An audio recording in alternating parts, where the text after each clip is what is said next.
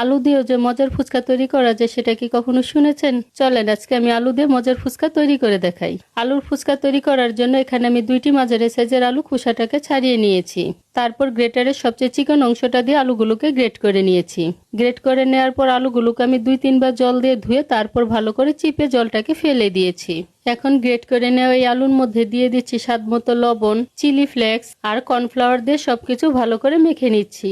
এখানে কর্নফ্লাওয়ারটা এমন ভাবে দিতে হবে যেটা দিয়ে আপনি একটা বড়ার মতো তৈরি করতে পারেন।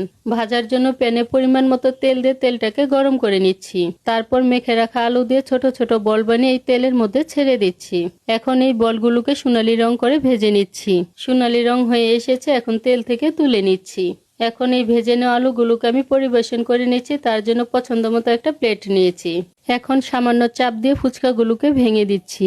সবগুলো ফুচকা আমি সাজিয়ে নিয়েছি। এবার এর উপর দিয়ে দিচ্ছি পুদিনা পাতার চাটনি, টক দই, তেঁতুলের চাটনি, ঝুরি ভাজা, চিলি ফ্লেক্স, বিট লবণ আর চাট মশলা। সবকিছু দিয়ে দেওয়ার পর আবারও দিয়ে দিচ্ছি তেঁতুলের চাটনি, টক দই, পুদিনার চাটনি, ঝুরি ভাজা আর ধনেপাতা দিয়ে সাজিয়ে নিয়েছি।